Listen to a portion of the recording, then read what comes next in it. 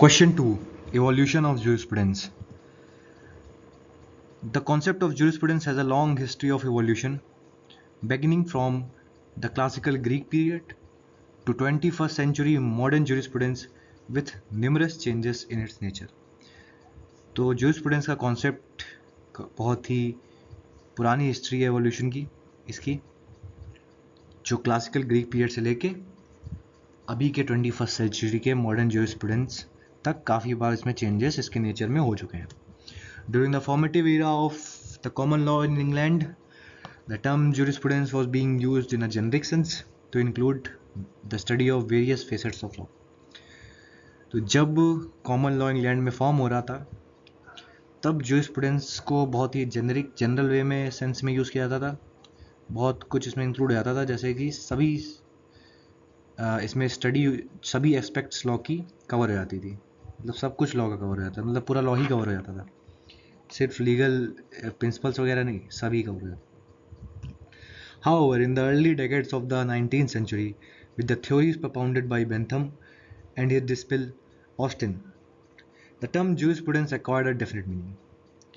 लेकिन 19वीं सदी आते आते, जब 19वीं सदी की शुरुआत थी, तो शुरुआती दशकों में बेंथम और उनके शिष्य ऑस्टिन द्वारा जो थ्योरीज दी गई, उससे jurisprudence वर्ड को एक डेफिनेट मीनिंग मिली. Bentham has divided jurisprudence into two parts: expositorial jurisprudence, study of law as it is without any regard to its moral character. तो सबसे बेंथम ने दो पार्ट्स में डिवाइड किया. एक्सपोजिटोरियल jurisprudence है पहला पार्ट, जिसमें हम लोग लॉ को स्टडी करते हैं जैसा वो है, उसमें कोई भी हम लोग उसके कानून मोरल कैरेक्टर को नहीं देखते हैं, सिर्फ कानून कैसा है उसकी स्टडी करते हैं. दूसरा है censorial jurisprudence, study of law as it ought to B.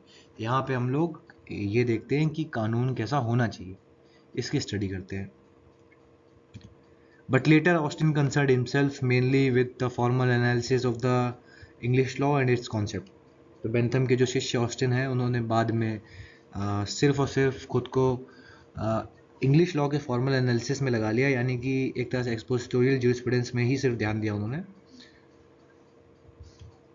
The study of jurisprudence is a separate branch of knowledge started with Romans. तो jurisprudence को एक separate branch of knowledge मिली रोमन्स के द्वारा. Romans in practice never confused law with morality or religion. Romans law को morality और religion से अलग रखते थे. The Indian jurisprudence owes its origin to the ancient concept of dharma, which was considered to be the best way to discipline one's mind. तो Indian jurisprudence को अपना जो ओरिजिन है, जो इंडियन jurisprudence आया है, वो कॉन्सेप्ट ऑफ धर्मा से आया है, एंशिएंट कॉन्सेप्ट धर्मा से, जो कि समझा जाता था बेस्ट वे किसी के भी दिमाग को अपने डिसिप्लिन करने के लिए. तो ये सभी पॉइंट्स आप आंसर में लिख दीजिएगा, और अब मिलते हैं नेक्स्ट क्वेश्चन में.